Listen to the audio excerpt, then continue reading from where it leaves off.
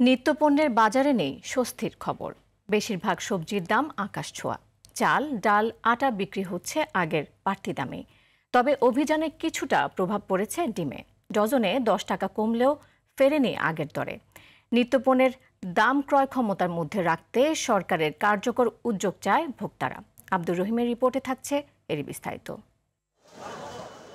সবজির বাজারে গেলে নাভিশ্বাস ওঠে ক্রেতাদের। অতিবৃষ্টির অজুহাতে দাম বাড়াচ্ছে বিক্রেতারা। বেশিরভাগ সবজি গেল সপ্তাহের তুলনায় দাম বেড়েছে 20 থেকে 30 টাকা। শসাটার দাম একটু বেশি, 100 টাকা 90 টাকা বিক্রি হতেছে, টমেটো 120-30 টাকা বিক্রি হতেছে, গাজর 100 টাকা বিক্রি হতেছে।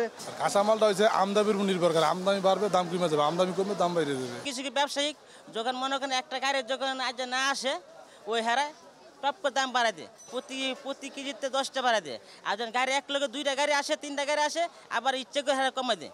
হারা ব্যবসা সিন্ডিকেট। ভারত থেকে চাল আমদানি করা হলেও প্রভাব পড়েনি দামে।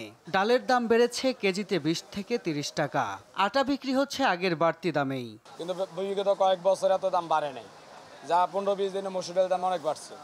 মোটাটার দাম বাড়ছে কেজিতে 5 টাকা, আর দেশিটা বাড়ছে কেজিতে 30 টাকা। এক প্যাকেট আটাতে অনেক দাম বাড়ছে। বলছে নাকি দেশে গম সংকট, এই কারণে আটার দামটা বেশি। অভিযানের পর ডিমের দাম ডজনে 10 টাকা কমেছে। কিছুটা কমেছে চিনির দামও। জন্য সরকারের দৃষ্টি আকর্ষণ করতেছি যেন মার্কেটের প্রতি সরকার সজাগ হয়ে এটা কন্ট্রোল করার জন্য ব্যবস্থা নেয়। নিত্যপণ্যের দাম সহনীয় রাখতে সরকারের কঠোর নজরদারির দাবি ভোক্তাদের। আব্দুর রহিম, RTV, ঢাকা।